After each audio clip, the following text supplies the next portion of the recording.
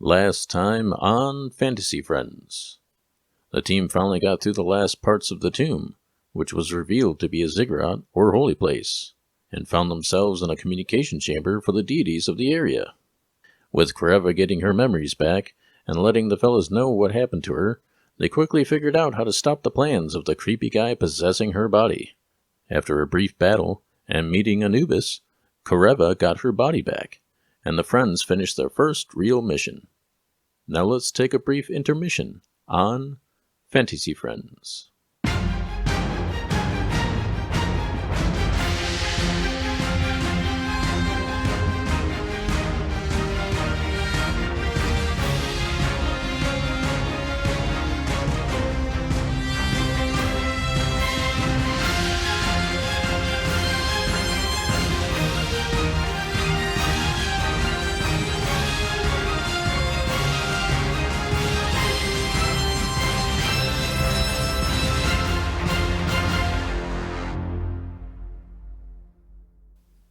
So, last time, you guys were... Okay.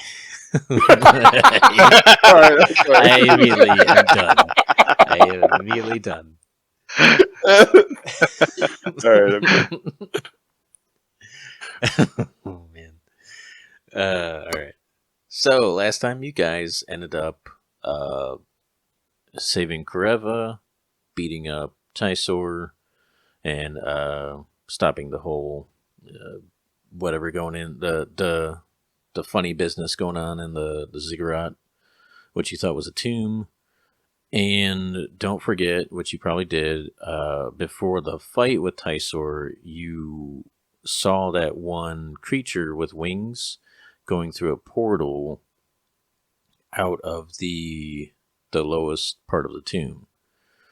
After that, you got back to the oasis, then portaled back to your little sanctum, and then you were talking to Suriel and about to hand him the pieces of the orbs that ended up kind of fusing together into one little orb with a whole bunch of energy. And so at that point, Suriel took the orb from you guys and then did his little kind of thing the last time with the coin, and then the sparks went into your guys' locker. And then let's just do kind of a summary. So let's go with Lachlan first. Okay, so your spark, what happened with your spark? What did you upgrade? It's sitting on the shelf. Yeah, you're holding on to it? I'm holding on to it, yeah. Okay. I'm holding on to it. I put it on the shelf. All right. Sitting there waiting for me to decide the future with another one. Does it take any shape on the shelf, or does it just sit there and kind of gleaming? I imagine it's that little fairy thing from Link, Zelda, where it's like, hey, listen, I'm ready to be used. Use me up. Oh, Jesus. Use my spark. Use me. Right. Use See, me. as soon as it says that, I get like weirded out a little bit. You and just I'm you close the drawer that it's in. yeah, just really slowly because I'm like, it's kinda, like disturbing. I'm not really into fairies, but that's cool. Just like it's a fake plant on top of it. Yes, I will deal with that in the future. Combine a couple together to do something. Okay, and then you leveled up, and so I went to level 3. Did you decide on the totem warrior or the beast? I am going to go to the totem warrior, and I'm going to go with the eagle as my animal because the golden eagle has a sentimental value or sentimental memory. My father, so which I think is pretty awesome. And on top of that, you get Spirit Seeker, which you gain the ability to cast Beast Sense and speak with animals, but only as a ritual. So I have to brush up on. I'll have to brush up on that later, and then we'll just. Basically, it's like an hour-long ritual, and then you can just like talk with animals and stuff like that. And on top of that, it was you like got a spirit walk or something. Yeah, kind of. I think they call it the Doolittle effect, but okay. Dang it. All right, and on top of that, you got the totem spirit. So the eagle, while you're raging and aren't wearing heavy armor, you get others get disadvantage on attack of opportunities. And you got the dash action as a bonus action. So spirit of the eagle lets you soar through turds that you're fighting. Only gives me the ability to fight poop. It's weird.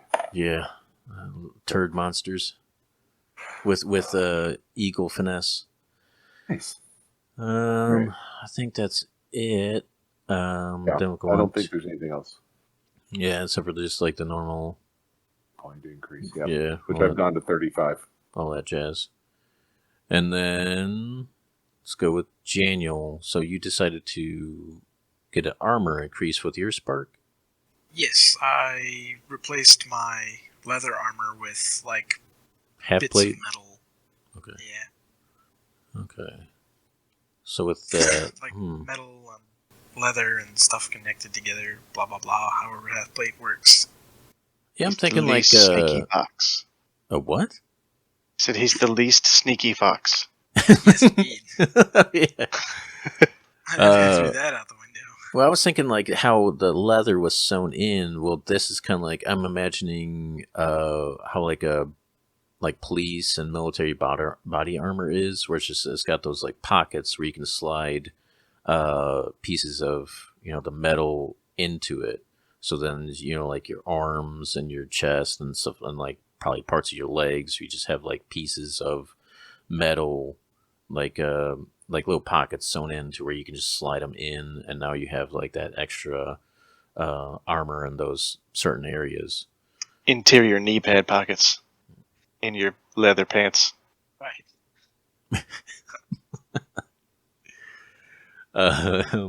And then you also leveled up. Well, everybody leveled up. I'm not going to continue to say it. So you are a bard, and you went to the Bard of College of Swords. College of Swords.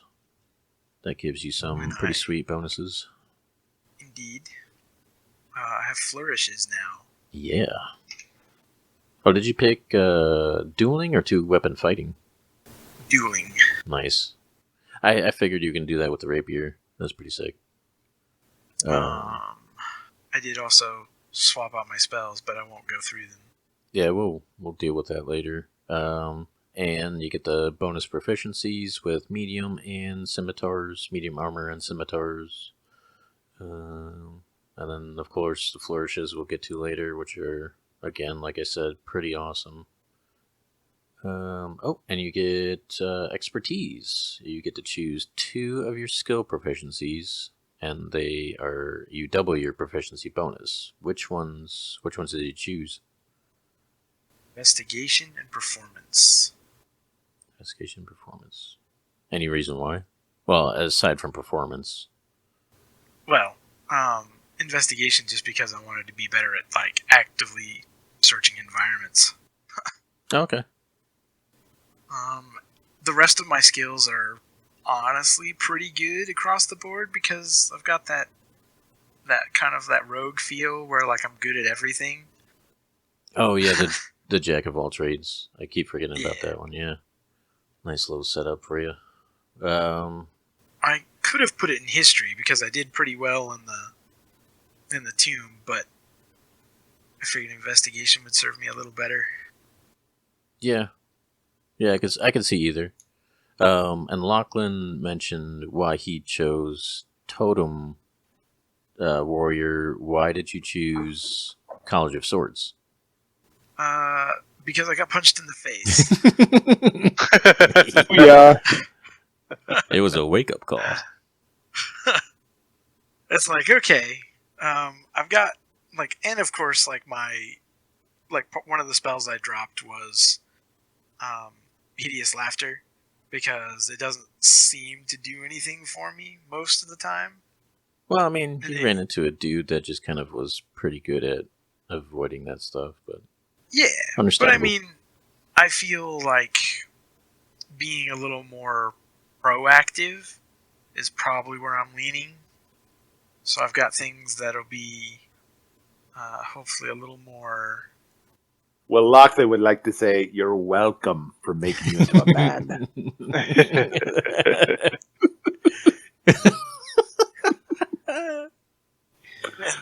As he turns the rapier on you. Are we still doing the accent? I thought you dropped the Irish accent. I kind of like the accent, honestly, but I like his accent going in and out, like I was gonna say, I don't hate it or anything, but I thought that he wasn't doing it.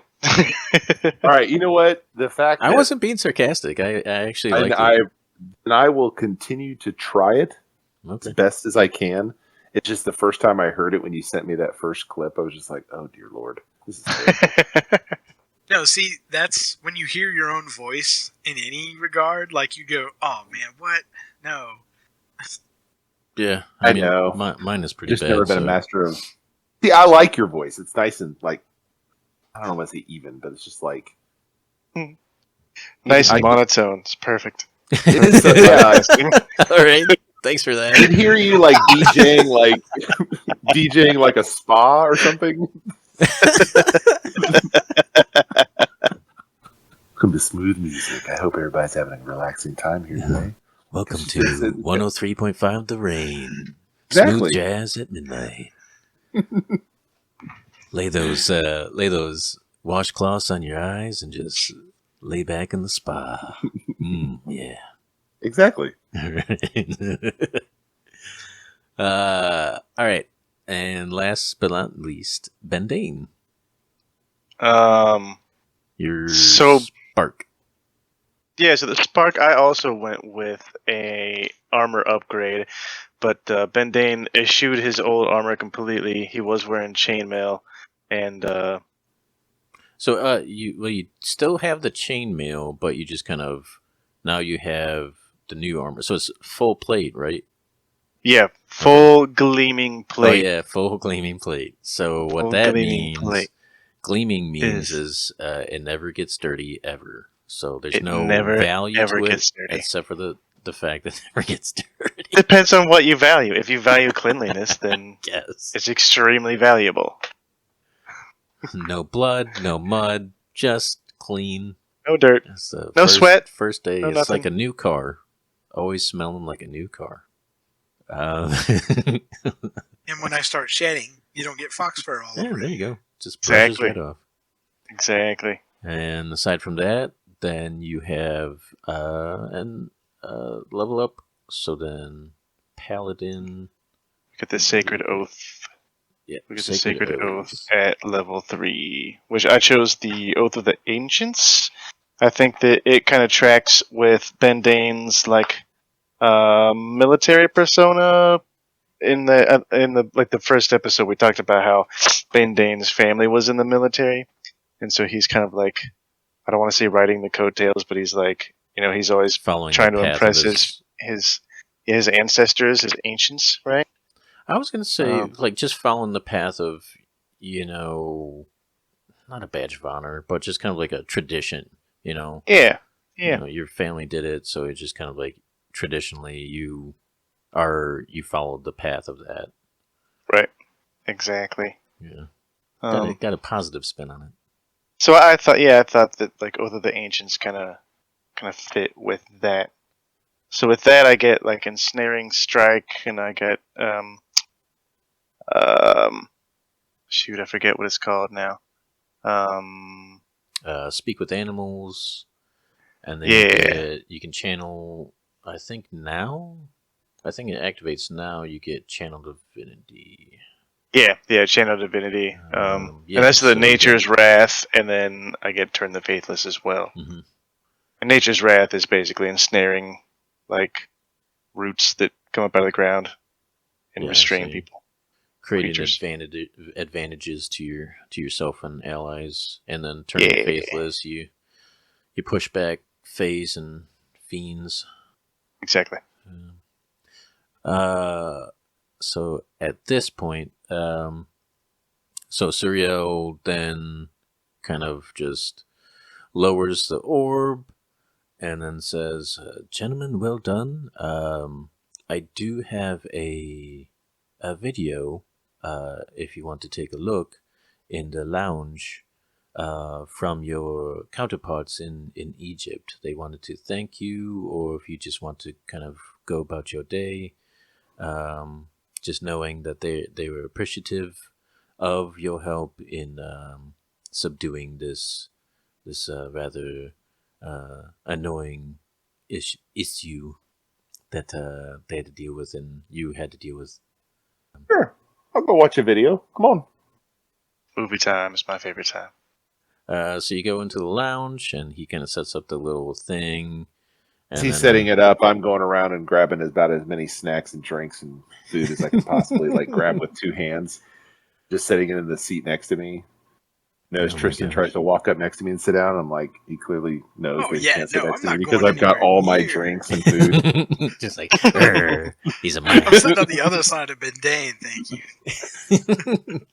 So you sit down, and then takes him a second, and then he kind of flips the little projector, and then all of a sudden you just see an elf in front of your eyes, and he's, telling you thank you so much for your help, basically just kind of going, it was very difficult finding those gnolls. We finally found them, and took them back into they were able to non-lethally subdue them and take them back to the other side of the portal. And then you also see a female. The camera kind of pans down. You kind of see a female halfling, and she's just saying thank you so much, really energetic. And you can kind of because you have the babble device in your ear, you can understand them, but you can tell that they're speaking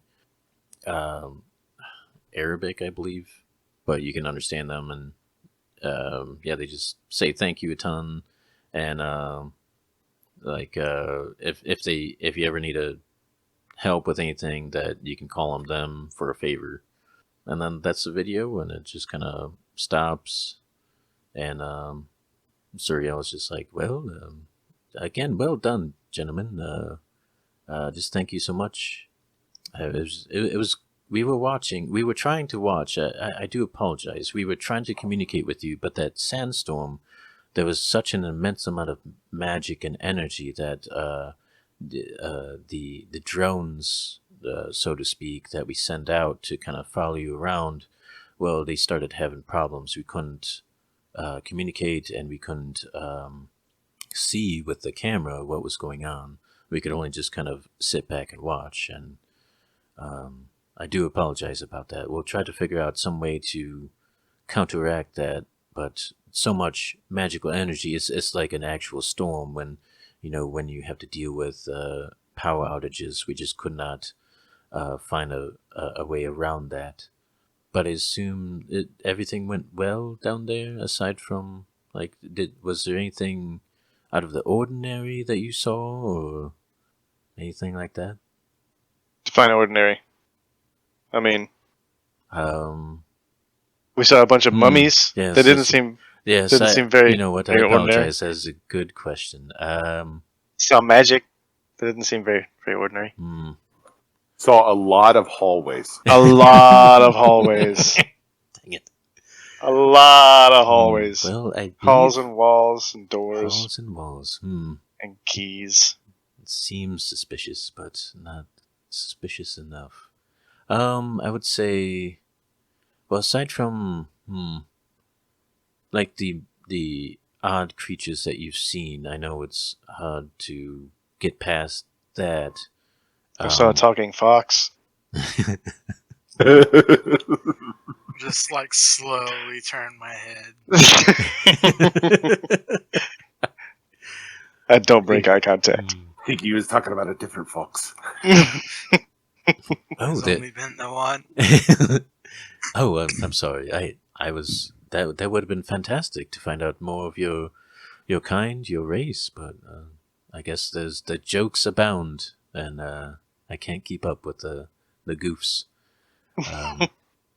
Well, if there was nothing out of the ordinary, I guess we can just leave it at that. Well, there was the one winged creature, right? You guys remember seeing that? The one what? The one that jumped through the portal, right? Yeah. Jumped through the portal. What what did it look like? It had wings. You guys are so... Out of the ordinary. What do you want me to say? You just be like, I say what, I don't know. You could just be like, I say what I remember I saw, or whatever. Yeah, that's what I say. So basically you... No, I mean, like, I will allow that.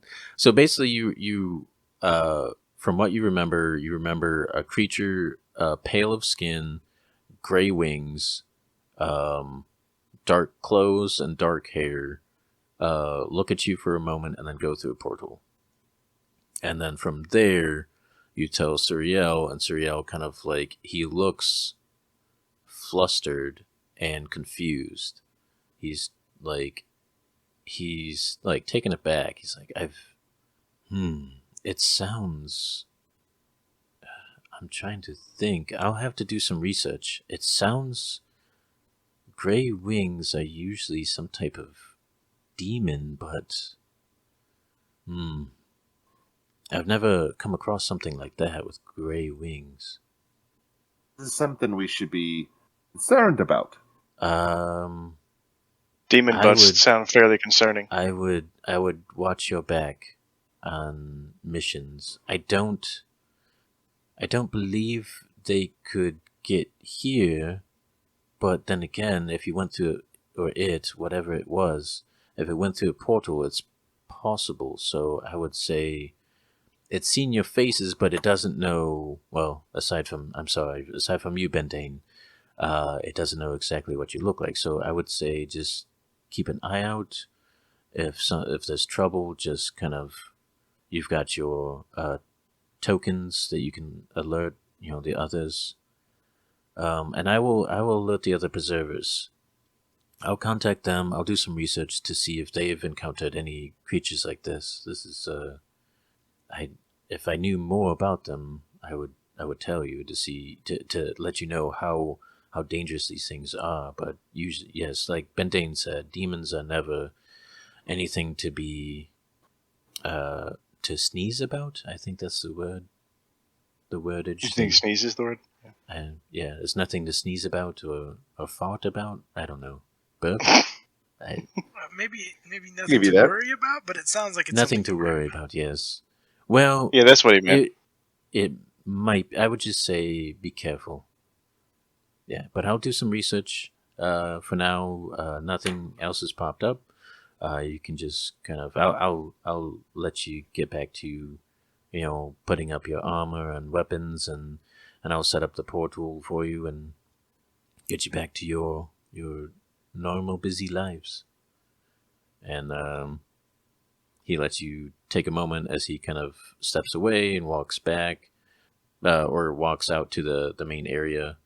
And the whole time he's kind of like, he has like one of those kind of poses as he's walking where he's just kind of like thinking about what you said, kind of just deep in thought as he's walking back to the main area. And then I assume that you all just kind of stand up and head back to your lockers and put your stuff up. And change back Bendane has he's got like an armor tree that he's keeps his plate armor on now. A mannequin? Oh yeah. And yeah. he okay. Walk. It's not like a mannequin. It's like a wooden tee, where he just kind of sets all his stuff there, puts his boots next to it. How like in The Last Samurai, where he has that armor kind of. Yeah, yeah. Exactly. Okay. Exactly. It's just like an armor stand. Yeah. And usually he would keep like a rag there and some pledge or whatever you use to dust armor off with, but he throws that away. Doesn't need it anymore. Oh yeah, gleaming armor. What about your chainmail? Do you just kind of put it up on the shelving or something? Yeah, he just throws it in a drawer. Just takes it and throws it. I'll clean it up. He later. doesn't need that. I don't really need that now. What are you gonna say, Lachlan? Oh, just before we leave the room, I walk up to Tristan and I look at him and just say, I hope there's no hard feelings for when I hit you, my friend. No, not at all. Absolutely not. All right, I promise I'll never do it again. How about that? Just Don't make promises you can't keep.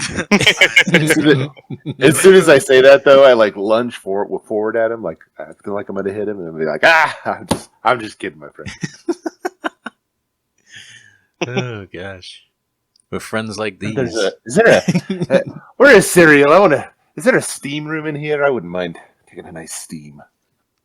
So you go back to find Suriel, and you kind of conversate to see if there's stuff, and like in the facilities, so like the bedrooms and the baths, there are kind of like steam baths or whatever that you can go into, and then as you're talking, Tristan, as you're coming out of the lounge, Rascal approaches you, and she says, "Hey, I happen to find this on the floor. It looks like you dropped it." And she hands you a book that looks like you dropped. And she said, "Here, I was waiting for you to get back, so I figured I'd give it back to you. I don't know if it was from the library or what." Thanks. Yeah, no problem. And she walks away. What's the book? I don't know. It. Well, I mean, I'm like looking at it. Do I make something up? It's just, I don't know. It's confusing because there's nothing on it. I mean, I guess you could open it up. Yeah. So you open it up. Flip through it. As you open it up, all of a sudden you hear a click, and then a pie smashes you in the face. And then and you realize it's a joke book. It was a prank book.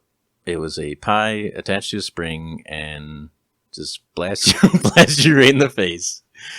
And then you realize as she turns to look back at you and you wipe your face, you realize it's payback for tying her shoes. And she smiles.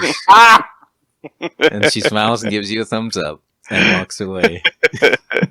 First, I snap my fingers and I cast prestidigitation and clean myself immediately. Of course you do. And I think, yes, I can. So I again cast prestidigitation to soil her outfit. With what? I can instantaneously clean or soil an object. So with mud.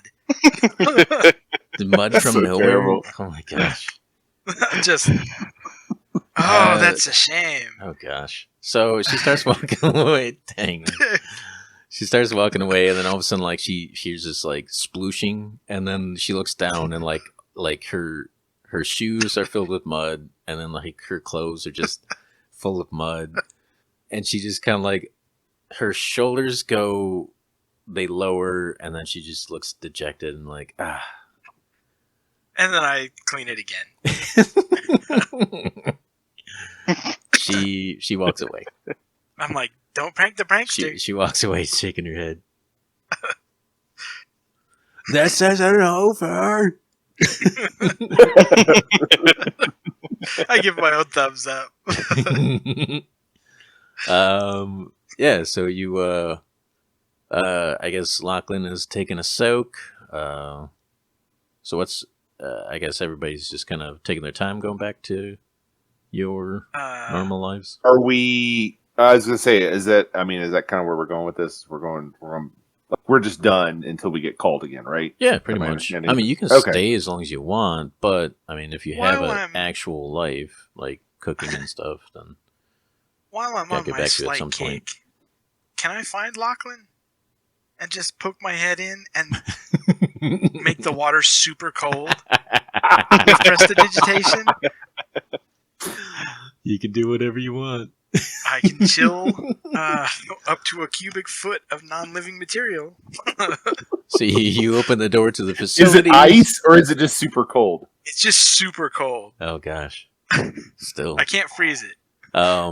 You see that one of the doors has kind of steam, like everything's kind of a what do you call it? That kind of fog glass or whatever, so you can't really see in it. But this has kind of steam coming out. You can tell there's steam kind of coming out of it, and then you kind of slightly open the door.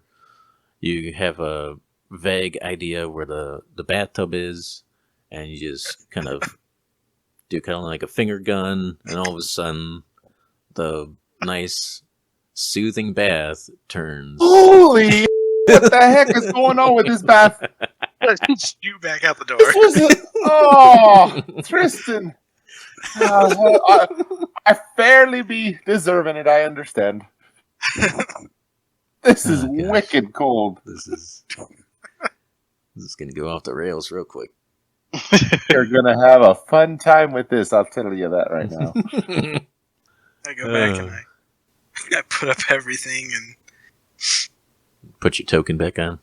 yeah. Yeah, I get dressed and I go to my locker and I just kind of look around, see if I need to sharpen anything or do anything, get anything ready, and just get my clothes on and ready to go. When you all are ready, you let Suriel know. At first, like when you talk to him, he's still kind of deep in thought, doing some research, and then he kind of like, with a little start, he kind of gets up and realizes he has to send you all back. So he kind of punches in the numbers, and the portal opens up. So like one by one, you can go through. So each one of you, like he punches in the numbers, you go through, and then he shifts the location and sends you back to where he kind of pulled you from. So the Bendane's apartment, Tristan, the library, but he can just send you back to your penthouse, and Lachlan, the alleyway. But is there like a better location? Because like your cousin Eli, you live with your cousin Eli, but I guess like your room. So like your room, you just give him kind of like a coordinates to your room, and you all put it back. So at this point, I was thinking it's going to be a couple weeks before the next mission, and instead of just doing the whole rigmarole where you're just like, I just go on with my normal life or whatever, I wanted to do kind of key moments. So who would want to go first? If there's anything else other than like the normal stuff you're doing, let me know while we're kind of going through your stuff. Like, who wants to go first? I'll go first. All right. Bendane. Is there anything out of the ordinary that you want to do? Actually, I have two things for you. Other than that, is there anything out of the ordinary that you were thinking? I can't think of anything off the top of my head. Okay. So, not to really decompress from the mission, so it takes like a day, so you get some rest from all the stuff you did during the mission, and then maybe like a day or two later, Melrose, like Melrose does, he invites you out to the clubs, and you kind of decide, yeah, I'll go this time. And so you go out to the clubs, and What's the name of the club? Puzzles. Sure, it's puzzles. Okay. Puzzles, and then and the logo is just like two puzzle pieces that aren't quite connected, like one's at an angle or whatever. And it Could it be like a neon sign, and like there'll be the puzzle pieces be like disconnected and then reconnected? Sure. Nice. I always feel like it should be some type of like Gen Z type of thing where it doesn't even like, it's not fully puzzles. It's just kind of like it's missing letters or something. I don't know. Just to make it more, I don't know. Or like they spell puzzles with fancy. an E, Not fancy. like a 3 for the E or something. Yeah, something like that. I don't know. Something I don't know what that's the kids like do anymore. flashy or something. Anyway, You know where I got the name Puzzles from? No, right? I don't. It's from How I Met Your Mother. Oh like- my they wanted gosh!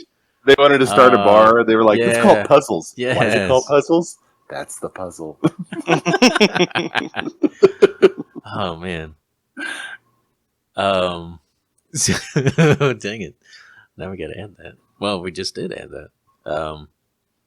So you go, you get in right away. So there's like a line, but as soon as Melrose walks up, he immediately gets in, and you're actually with him and like a couple girls. And so you get in, and at first you start dancing, and all of a sudden you realize that Melrose has like a VIP section. So when you come in, on like the one side, it's all kind of like glass VIPs. So you could open the door, hear the music, or you could close the door and you kind of muffle out the music as you're kind of talking. And it almost feels like you're kind of, in like your own little party. On the other side, like across from the dance floor, which like the whole thing is dance floor, is like the one section for the DJ and the other section for the. I'm starting to echo. Okay, It stopped. disappeared. Okay. Okay, and then the other section, DJ area, and then the bar. And so you all get drinks, you have a couple of dances, and then you go over to the VIP section where Melrose is. And then you finally realize like something about Melrose. This guy is like super like business. Like all of a sudden, like there's another person in the VIP section, this like fancy suited guy, and all of a sudden he's just like talking to this guy, and you realize this guy is like a investor basically. And so Melrose, you're listening in as you're drinking, what are you drinking, like whiskey, bourbon, or something? Yeah, he's definitely a more of a bourbon guy. Okay, so you're sipping your bourbon, you listen to this, and you realize that like that he is super business savvy. Melrose is trying to get his own line. Fashion line out. He's like trying to network, and you kind of piecing together like he's going to the clubs to like network with different people to kind of get them in a spot where he can just like get them to chill out for a second and then just pop into business. And then eventually you're just like, man, Melrose is pretty cool. I mean, you probably already thought he was pretty cool, but For sure, I wouldn't live with him otherwise. yeah. So you just realize, like, oh man, this guy has a business plan. Like he's got a plan for his life, and then all of a sudden you realize that you're out of bourbon. So you get up and you're like, kind of, you wave your drink, saying like, I'm about to get another drink. So you open the glass door and close it, and you walk across the dance floor. Well, you don't realize it, but you're a little bit buzzed, and then all of a sudden your divine sense activates by accident, and all of a sudden you feel the presence of celestials, and you feel the presence of fiends. And you look around and you realize that you cannot tell because everybody just looks human. And so you're just kind of on the dance floor just looking around. You cannot see anything out of the ordinary except for just everybody looks human. And then you just kind of brush it off and you continue to the bar. The bartender kind of pours you another bourbon. And from there, you just kind of like enjoy the rest of the night. But it was just like a weird feeling, like you sense these things, but then it was just kind of like you couldn't understand why that happened or like what was going on. And then the second part. Could we Go ahead. wait? When he felt the presence of the fiends, Mm-hmm. can I cast Turn the Faithless? Sure. Okay. You cast it and you see. If the creature's form is concealed by an illusion, shape shifting, or other effect, that form is revealed while it's turned.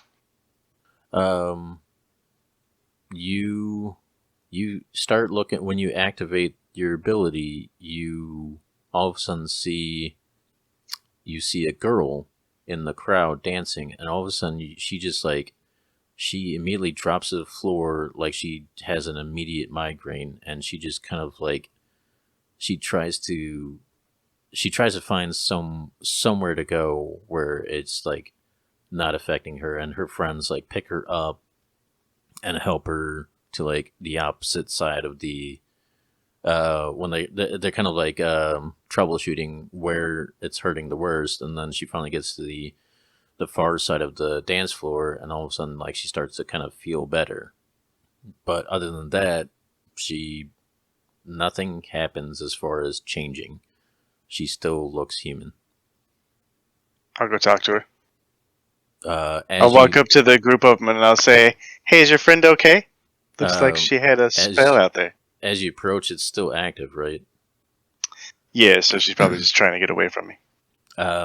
So as you get closer, it looks like she's in immense pain, and then as you ask that, they're like, yeah, she's just like, I don't know, she just has a really bad migraine. I guess we just gotta go, and this is will not go. Go ahead. I'll stop casting. As you stop casting, all of a sudden it almost like she's like breaking into like a sweat, like a fever sweat. And then all of a sudden she's just kind of like, so her heart rate looks like it slowed down. And all of a sudden she stops clasping her temples, and she starts breathing normally. And she's just like, I don't know what just happened. Maybe it was these drinks. Maybe somebody spiked these drinks. I think we should just go, girls. And they're like, yeah, there's a better bars out there. I just say, where are you gonna go? This place is for humans like me. You guys are not humans. What are you? Excuse you? Excuse you. Humans? What? We are human. Thank you. No, you're not. And I'll cast it again. For like 2 seconds. I cast it and then turn it off. The same thing happens. Yeah. She goes through that whole process, just her, and then like it shuts off, and she's like, you know what, you're bothering us, sir.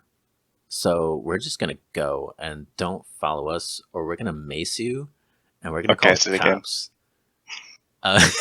Jeez. Wait, how many times can you cast it? 3. I have 3 spell slots. Yeah, they just drag her out. Are you gonna follow them and be a jerk, or are you just gonna like let them go?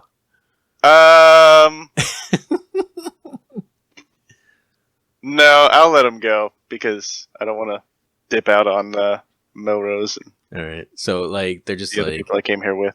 they're like, you suck. Well, I don't know what you're doing. Maybe it was this guy. Maybe they spiked it, or drinks or whatever. You're like, we're gonna call the cops on you. Okay. And they like drag her. Have fun out, with that. like, help her out of the club. I'll see you again, I'm sure, in about 2 weeks. In about 2 weeks. Oh, you think? Swear. Oh, okay. You think I'm that linear? You think I'm that 2D? Huh? Anybody else in the club is That's probably true, watching bro. this like, man, this guy's such a jerk. How Well, I dare- mean, how dare I you can't think I'm imagine that they how would dare see you me think that I'm just on casting that something. train, huh? Oh no, but like you're just like, How dare you think I'm Bothering just the that women. easy to reveal the train tracks? Only that first augmented mission. That's all you get. Everything else is halls and walls. No. Yes, more tombs, more I quit. halls, and more I quit. walls. No, actually, the next mission will be outside in the beautiful air. Anyway, yeah. So you go back to Melrose, and other than that, it was it's a normal night. Just kind of chilling and learning more about your new roommate, or not new roommate, but your roommate. Gotcha. Other than that, a couple days after that, you set up a thing on the weekends with a couple of your military buddies that are still kind of in the reserves, and you go out hunting, and so you kind of set up however people hunt for some deer, or you tell me, what do you decide to hunt? Squirrels? No, he likes squirrels. I can't remember where we live in, like Chicago, right? Minnesota. The other two Minnesota. live in Okay, Chicago. Minnesota. That's right. Yeah. All right. Or you could go Forgot fishing that or I lived. something. I don't know. Forgot where I live. Actually, yeah, fishing in Minnesota is pretty good. Okay. So you go out fishing with your buddies from the military, and you just kind of like just have a good chat. They're just like, man, it really sucks that they just took out your MOS, man. So what you been doing with your quasi retirement, I guess. Not a lot. Just trying to stay in shape. I took up. You guys aren't going to believe this, but I took up sword fighting as a hobby. Sword fighting. Yeah, there's like Crazy. gyms around where you just like these, kind of nerdy guys get together and you put pads on and you fight with swords, just like you were in the medieval kind of times. But turns out I'm pretty good with a greatsword. Are you just disguising that as like, what is that? Yeah. LARPing or whatever? You just LARPing? Yeah. Who would have thought that I'd be into something like that? Huh? Yeah. But turns out I guess when only you're you. retired, you got nothing but time. Don't want to just fill it with boozing and movies, Yeah, something like that. And you go back and forth, just chatting and goofing with each other, and in the distance, because it's on kind of like a lake, and in the distance, all of a sudden you just kind of spot a huge buck, and it comes out of the forest, and it bends down to take a drink of water, and then it lifts its head, and it's almost as if it's just like staring directly at you. It almost feels like it's just like looking directly at you, not even like blinking, not even moving a muscle. And then finally it just kind of takes a beat, and then it just looks like it goes on its merry way. You're like, While it was looking at me, I'll give it like a sup nod, and it almost looks like it nods right back at you. Yes. And it just kind of goes on its merry way, and then you're like, I feel like my abilities have been changing or something like that. Kind of need to figure out my new powers, and yeah, that's all I got. That's kind of the two big events for you. Does Bendane catch any fish while he's out? Let's see. Roll a d20. I forget how to roll. Okay. You pick up a dice and drop it. 11. You between the three of you, are you trying to do the competition? No, I just wanted to catch a fish. Yeah, you catch a couple fish. Catch Okay. about 5 or 6. Catch about 5 or 6 good. I don't know what's up in Minnesota. Bass, I guess. I mean, they have pike, they have Yeah, walleye. pike. Yeah, let's go with pike. About 5 Okay. or 6 pike. Pretty decent size. When I catch the first one, because of the interaction I had with that deer, I'll kind of like, I'll catch it and I'll be like, "You okay? You okay, buddy?" Hold on. Feeling like I can try to talk to animals. It's only bees. I had to double check because it just looked. Dang it! It's only bees. I was Okay. gonna mess with you with that, but I was kind of hoping that I could like catch a fish and it'd be like, "Ah, put me back, you son of a."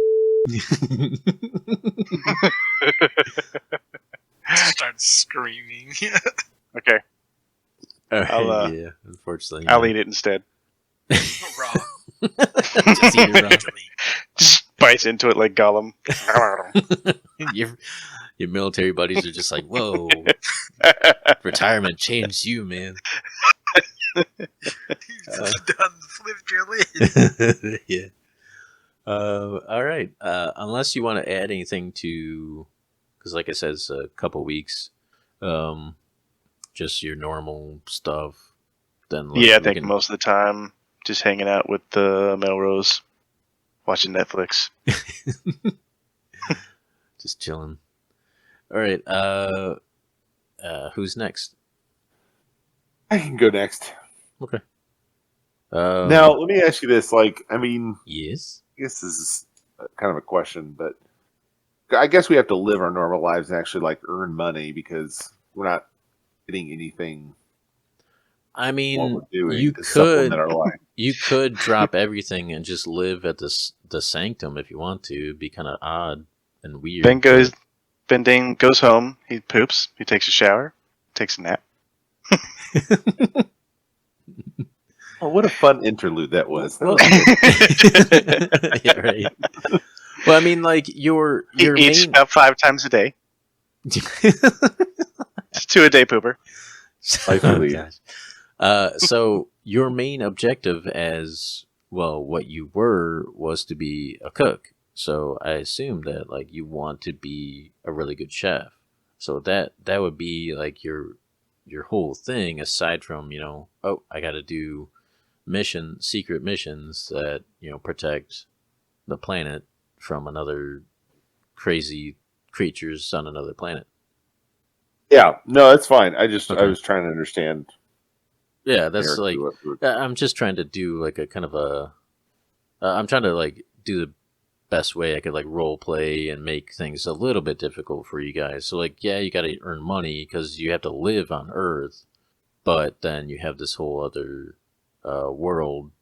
So as far as like going over to the other world and like buying stuff is kind of difficult because you don't really live there, and finding money is like a little tricky, unless you like start stealing for everybody that you see over there, which I don't think I recommend. But It'd be like Although it would be kind Elder of cool to Scrolls or be something, like a chef and you could use spices and stuff that literally no one on Earth can get. then again, it goes to that whole economy type of thing. People are gonna wonder like, where are you getting these beautiful, wonderful spices that taste fantastic? But Hey, you don't have to tell. There is like, there's certain places in the world where it's like they have that sort of stuff. So you can just be like, I'm just importing it. It's, I'm not telling you where I'm getting it from, or else you'd put the spices on your own food and ruin it. Family secret. gosh. As long as Okay. you aren't like marketing it, yeah, I'm sure it's fine. Grandma's garden. It's the old world recipes. So, one of the things I want to do is like feel like I need to improve my skills somehow. And I guess that, I don't understand completely how our changing form works and how it improves everything. So I know there's like a axe throwing place down the road for me, not too far, like a fun little thing to do. So I end up joining that a few times to try to improve my ability to throw my axes. Okay. Man, you're just spending money on all these different skills. Doesn't cost that much. I don't have anything else I'm doing, man. Yeah, I mean, it's not like I'm paying for a wife and kids. So yeah, that's true. I'm still working my job where it's mainly from like 5 p.m. to like 1 o'clock in the morning. Work this like bar that sells food and try to earn money and better at what I do. Nothing too much. I was just decompressing. Everybody notices I don't talk a lot too. I usually used to be a real talker, and now everybody's kind of like, "You're right, man." I'm like, oh, I'm fine. You're talking about your character, right? You Oh, okay man. over there, Nick? I'm trying to All good open in up. That's I just need some friends to talk to. Yes, my character. I don't know when to Obviously, stop laughing. When does it not become funny and it just becomes sad? When you role play too hard. No, my character's just he's seen a lot already, and he's already like still freaked out by it a little bit. Still feels bad about punching that one fox, but other than that, Could have fooled me, but So yeah, that's where I'm at. I'm just Okay. in day-to-day life. Well, okay, we'll jump into your event. So you're at that MMA place that you mentioned in the first intermission where you're kind of sparring, trying to get a handle on your skills, trying to get better. And now people you start upsetting some people because your rage every once in a while gets the better of you. So like they have to keep on pulling you off of some people where it's like you always end up winning, but it's just like at what cost? Because like when they get to a point where like they are gonna win, you all of a sudden like your rage kicks in, and then you almost see red, and you're able to take victory out of the jaws of defeat. But you kind of upset some people, so it's kind of like you're almost getting not ostracized, but people are kind of shying away because like man, yeah, I'd be cool to spar with you, but it's just like you kind of go too far, man, and that type of comments and stuff like that. So you, after one of the bouts you have, you're just kind of like trying to figure out how to really control your rage. And you probably start thinking about your father and like maybe what he would do and how he would handle it, and kind of think about obviously like that totem, the totem of the eagle pops in your head, and as you're thinking about that, kind of like this pale. So you're like what? Almost like you're like 6'5" or something like that, or taller.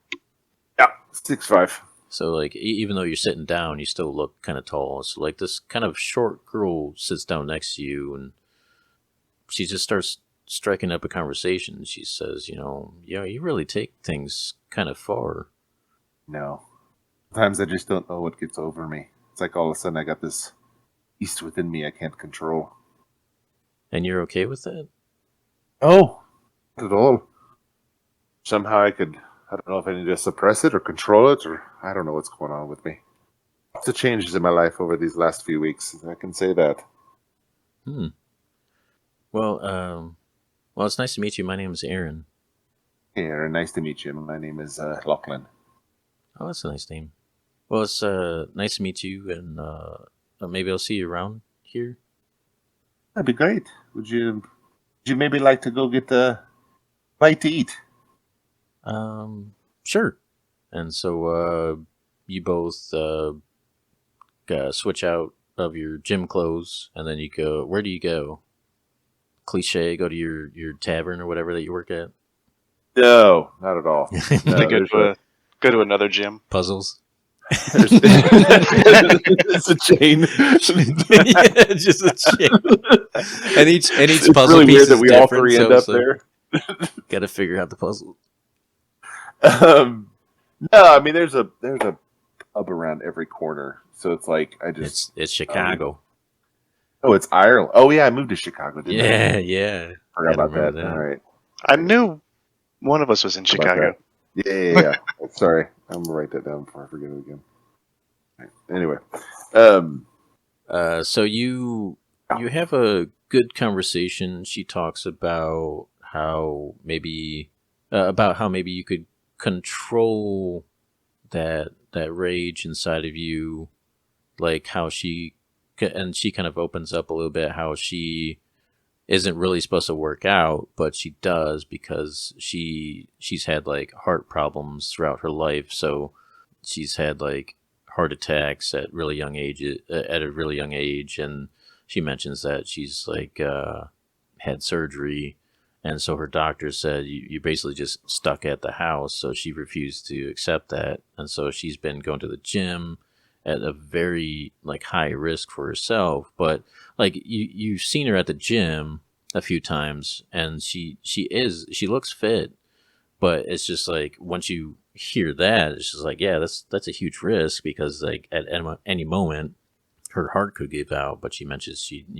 with medication, she keeps it in check, and that she's mostly like a really huge like computer whiz. She does a lot of coding and all that stuff, and then she gets back to you and saying like, just because you might be worried about this whole kind of beast inside of your rage doesn't mean like there's definitely a way to control it.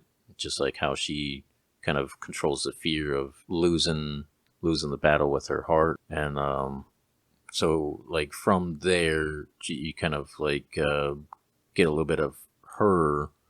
And usually like she even says like she's very upfront about like her condition and stuff like that, and usually like it like pushes people away.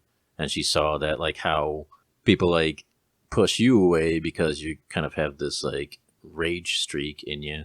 And so she kind of like had like this, I don't know, she felt like this connection to kind of talk with you and meet you and stuff like that. Does where at this point where do you see this kind of like friendship, basically? Where do you see this friendship going? I just right now see it as a friendship. Like, I think she's somewhat attractive. We go with that? Yeah, she's Right. pretty. Pretty okay.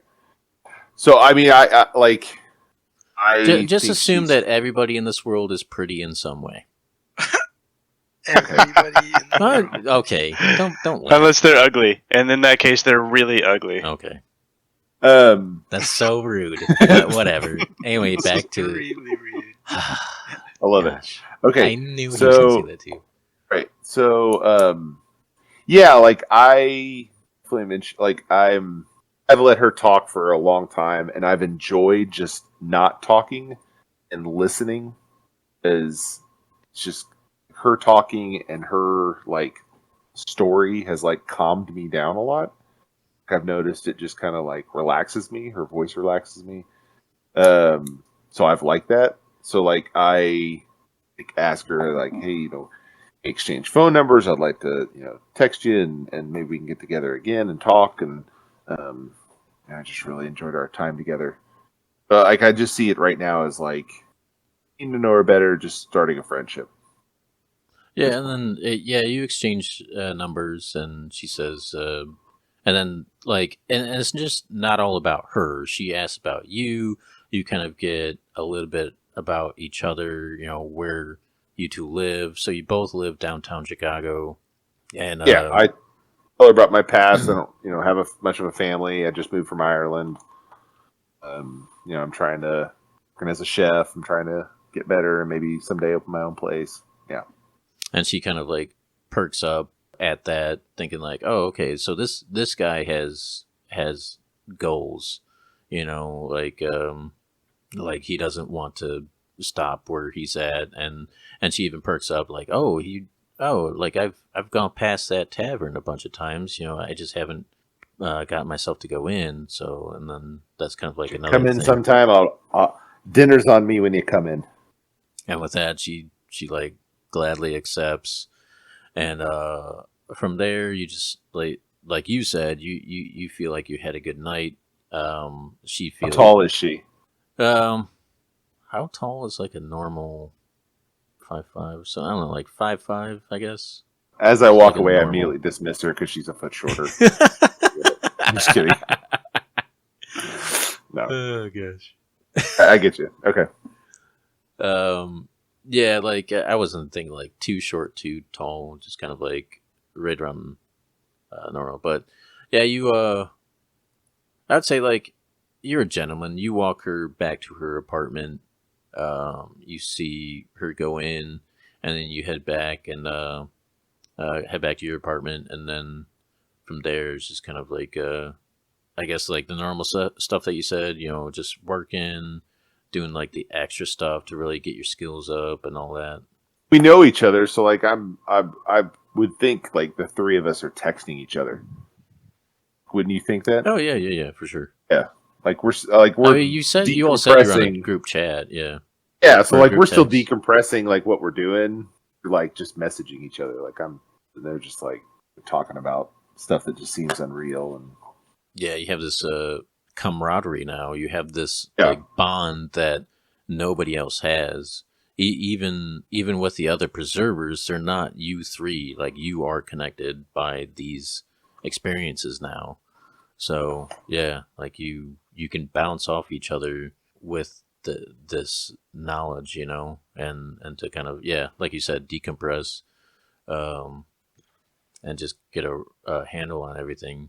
I would also say, what was I going to say?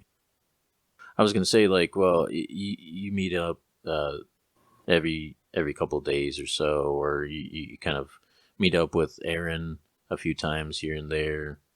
it's all very casual though. Yeah. Just kind of like The reason drinks in or my head, lunch the or reason whatever. in my head, yeah, but the reason in my head, every time I see her, like I enjoy hanging out with her, I have a fun time and everything, but like in my head, like I just keep worrying about this new life I have, that it Right, may right. like ruin my ability to have a relationship with her, a real one. Right. Like I'm just kind of like, we're just One let's of stay these friends. I'm gonna days. keep a hand distance in terms of anything beyond just enjoying each other's company. Okay. Oh, that's what I was thinking. So at some point or throughout the weeks, your mindset when you were talking with her, and thinking about your dad and like that icon, that eagle that got you thinking like, how can I turn this rage into something more controllable, more focused? And then you just start thinking like, what if I think about my family, my past, that icon, thinking about using the eagle to focus my rage into something more uh, powerful and direct, and that's when you start kind of readjusting your skills at that point. All of a sudden, like in the MMA fights, all of a sudden instead of like starting to lose some of the time, now you're even faster. You go faster. You're able to dodge better, and just like it's almost like nobody can touch you, and they're just like amazed because you're just like this tall dude that like we should be able to just grab this guy. He's not that. He's like big. He's like a big target, but like all of a sudden you just way much so much faster now, and you've kind of learned how to direct your rage into this more focused way of training and being able to um, and go into combat in a different way. I think that's a good way to kind of explain that whole in role playing, that whole kind of totem, so to speak. Unless you want to do it a different way, if that's cool. No, like I was, no, I like what you're saying, and like I could see like me like wanting to find like documentaries on eagles or something, and just like enjoying those, like being a better connection to it, silly stuff like that. Just we got nothing else to do on sitting at home. Yeah, it's in your cousin's apartment. Well, that's another thing. Are you still like chilling there, or are you kind of thinking about moving on to like a new apartment or something? No, I'm just still there. He's cool with it. He didn't, Yeah, that's a 2-bedroom. Works a lot. Chill. Your family is whatever. Yeah, we don't see each other a lot, just here and there. Yeah. Well, if you're cool with that, we'll move on to last but not least, Tristan. Tristan. Cleaning the carpet because I'm just like flop that face down and just like that's it. Just give up. Just like molder until I sink into the carpet. Just and get out. You just sink into the couch. I don't even get out of the chair for the movie.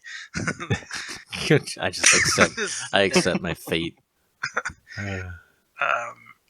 No, when I get back to my apartment, I am going to sit at my desk for a long while and just stare out the window like I did before. And then eventually I'll pick up some of my art supplies and just start drawing stuff. Like some of the fantastical stuff we've seen, like from the other world. Almost like creating like a bestiary or documenting it in your own way, so to speak. Sort of, but I'm also cognizant of the fact that I am not going to be able to live forever on no work because I left my job. Right. So I'm using this as like a muse. I can make money off of this. Yeah. I didn't even think about that. Yeah. Start doing some art of like, modifying like us so that it's not like somebody could look at it and do the squinty eyes and be like, hey, wait a minute, isn't that like that guy? But yeah, like just kind of drawing some of the stuff I've seen. And you're gonna sell this stuff? Yeah, I'm gonna attempt to. What medium and what? I'm gonna go ahead and choose digitally. No, because like I worked at an art company. Yeah.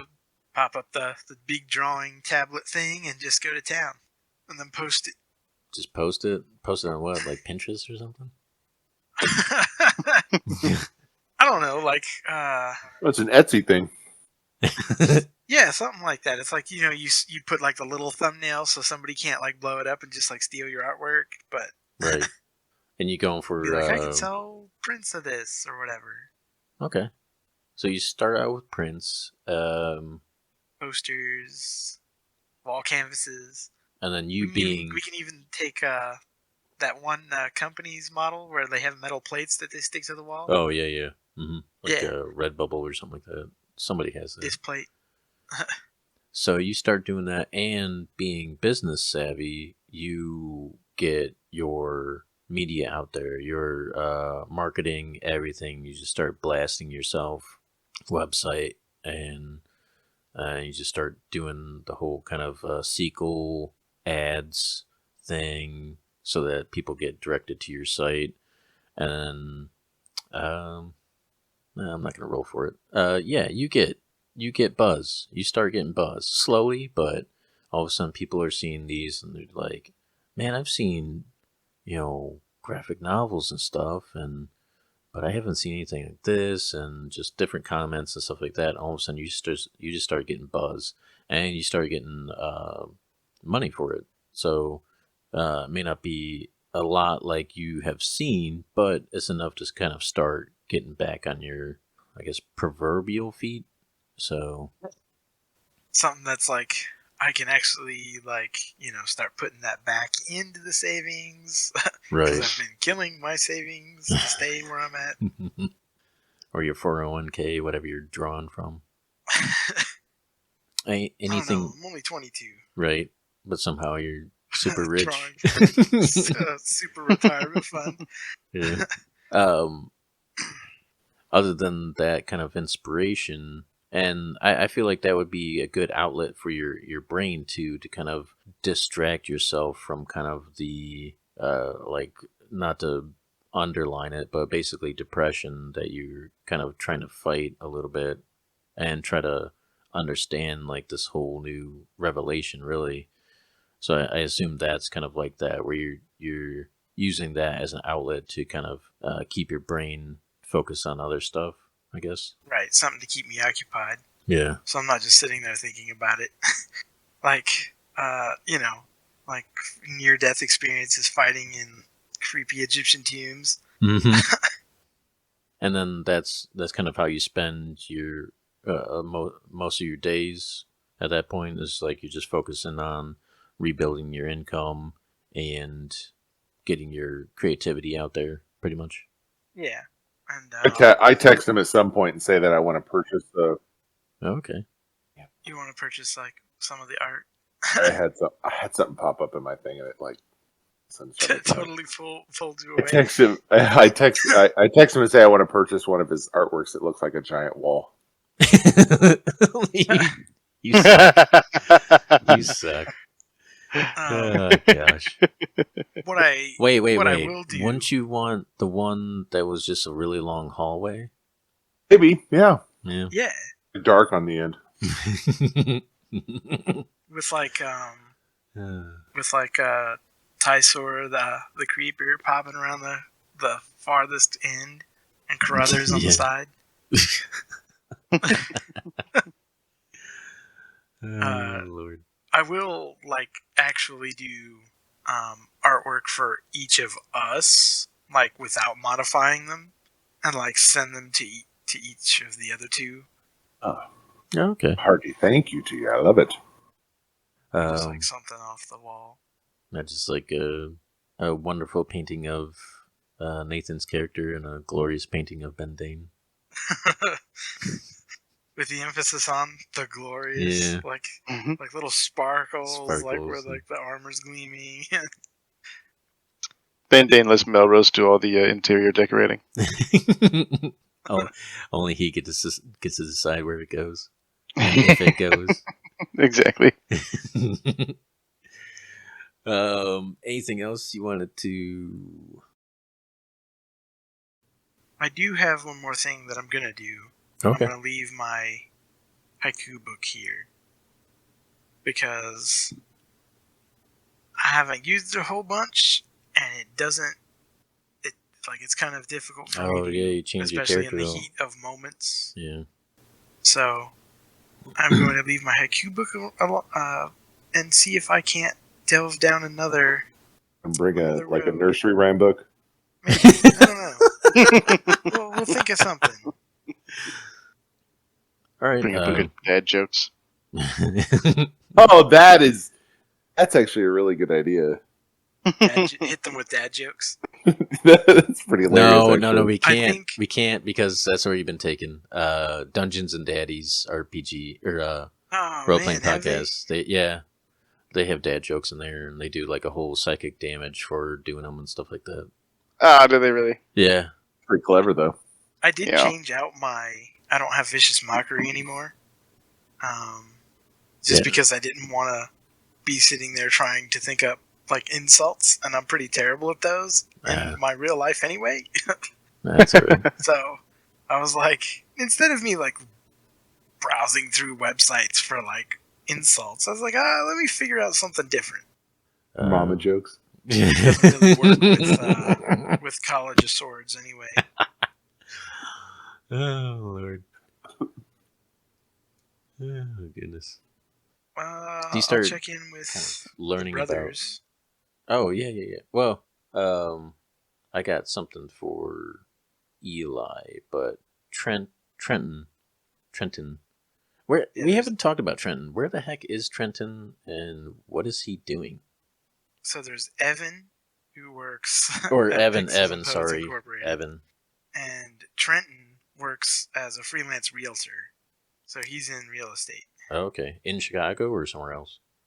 in Chicago. Man, there's just like a trifecta of brothers just taking the town, I guess.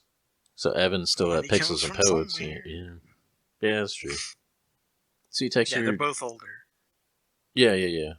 Evan's the oldest, and then Trenton's the middle. Mm-hmm. So you text Trenton, and you have a good kind of text back and forth. At one point, he says, ever tired of that penthouse? I'll help you sell it or whatever, and blah blah blah. And you're just like, no, I'm cool where I'm at. And then with Eli, Evan, wow, dude, I'm sorry. Why is my brother, my fictional brother's I know. ruined. I know. So It's like the Carruthers thing. yeah, dude, you guys just messed me up so bad Totally. with that stuff. All right, so I would say early on when you come back from your mission, you have you go to bed and you have trouble sleeping, and then in the middle of the night you wake up, or you think you wake up, but you're not really sure, and you see a dark figure at the end of your bed, and you're kind of concerned because there's somebody in your apartment, but it still kind of feels like a dream. It's almost like your eyes are glossed over. You can't really rub your eyes to kind of focus in, and you hear a familiar voice, and a familiar voice that says, Tristan, I'm really sorry about this. You three, I figured you guys could handle this. I'm really sorry that I put you into the situation, but I believed you could handle it, and I know you still can. And all of a sudden, this figure stands up, and that familiar voice. It takes you a second, and you realize that voice is your friend Leon's. You see that person stand up and walk towards the windows like they're looking out. And all of a sudden they start talking and say, you are 22, man. You rose up to be part of a board of a business, man. I know you can handle this. I know you can handle anything. Even when you don't think you can. You got two other friends with you. And I know it's tough, and I know it's really, really strange.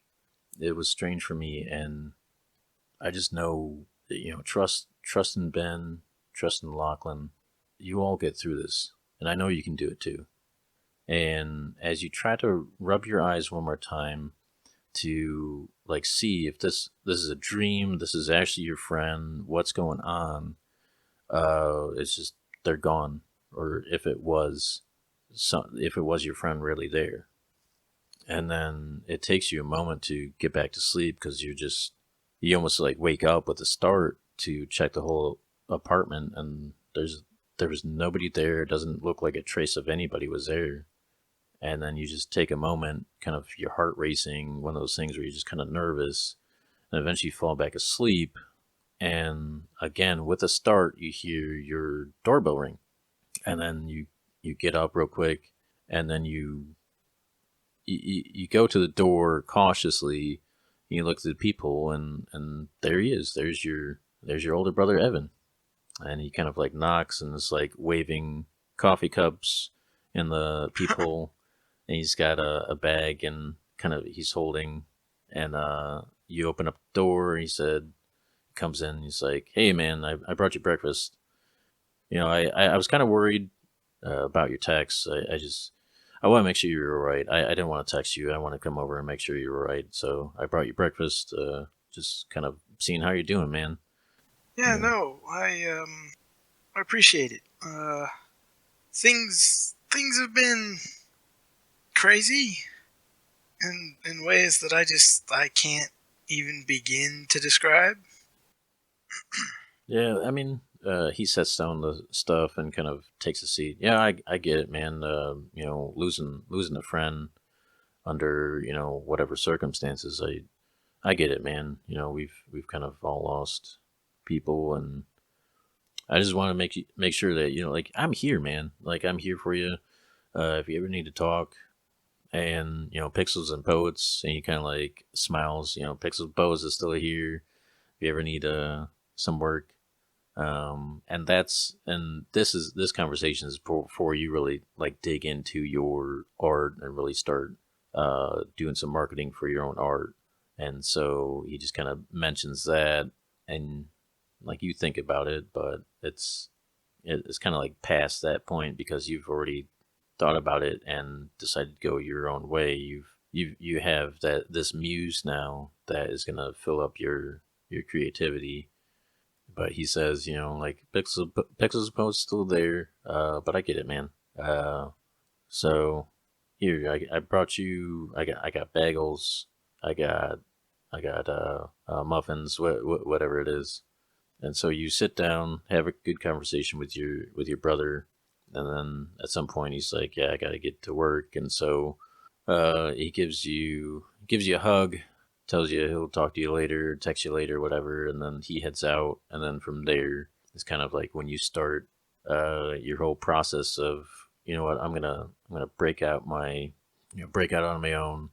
This art that I'm working on is I'm getting this out there, and then you do all of your marketing. And of course, like he texts you back and forth, like he sees all your stuff, and he's actually like really proud of you through his text, saying like, "Hey man, like I'm proud of you, and it looks like you got some buzz going." And but in the back of your head, you still remember. It's almost weird. It almost feels like deja vu. Like, did I just like dream Leon was there, or was it just kind of like just all mixed together with just having a conversation with my brother, or what was you don't know what exactly was going on. And I'm gonna actually cast one of the spells I swapped to. I'm gonna cast Detect Magic in my own penthouse. After the fact. Yeah, for that particular, and it goes up for 10 minutes, and then I'm just gonna wander around my apartment and basically see if anything pings. Because it's only within 30 feet, and it's blocked by a foot of stone, an inch of common metal, a thin sheet of lead, or 3 feet of wooden dirt. Yeah, I was just reading it up. Okay, so from the foot of your bed to the window from this presence, you see some type of faint energy. I'm trying to describe the school of it. I think it'd be what is. Yeah, it's almost like a conjuration transmutation, but you can't That's all I can give you. I'm gonna write So that down at least. something was there. So now you know something was there. Yeah. If anything else from other than just kind of like you're working on your skills, all that stuff. Anybody else? Is everybody else good? I will reach out to the other two and tell them I saw him. Okay. What is the reaction from the other two? Holy. That's quite a reaction. I as well have a shocked reaction. just emojis and the capitals, all caps. I ask him, or are you sure? Like, is this real? Like, is it just you're dreaming? There was a line of magic in my room where he was. Well, I text back, even though you saw him, you saw magic. Are you sure it was actually him, not something else? You think it was him? That I can't be sure of. So he's That's not. Conjuration, and there was transmutation magic, but that was it. Da-da. So he's not still there. No. The podcast continues.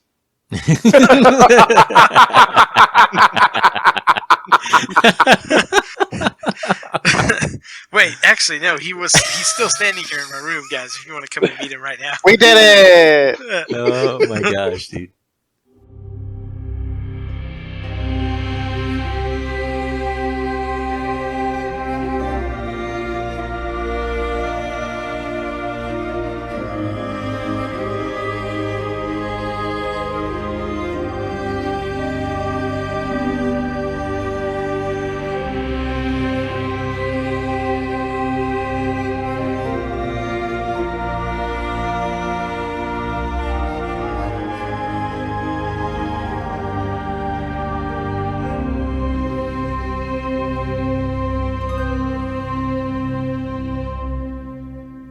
Thank you to Brian Sandyshin, BrianSanysHyn. Find him on Fiverr and his website. Find us on Instagram and YouTube. Like and subscribe. We're also on Spotify, Anchor, Stitcher, Google Podcast, and Amazon Music. Send us an email of NPC names, items, or ideas at fantasyfriendspc@gmail.com. That is fantasyfriends, P as in puppy, C as in cat, at gmail.com. I'd just like to say thank you for listening, and please tell everyone you can about the podcast. We don't pay to advertise, so word of mouth is the best way to do it. You could, whoever you meet during this festive season, say, Happy Fantasy Friends. And when they ask what that is, you tell them to listen to Fantasy Friends immediately. Like right now. Go. Get on their phone right now. Get in their car. Listen to it on the stereo. Go home. Show them on your phone. Again, thank you so much. Stay tuned for a goofy ready up for the next mission. Speaking of next mission, the next episode will be up in about 2 weeks. Bye.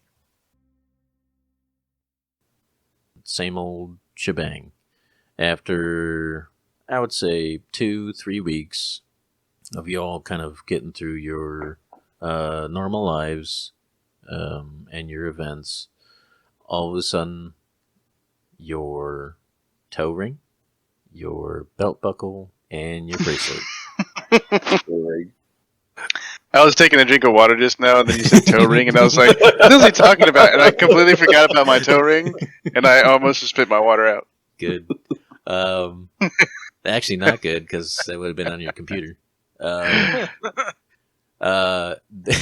it. Now I gotta do clean audio again. All right. Your toe ring, your belt buckle, your bracelet, they all start to vibrate, and you realize that Another mission has popped up.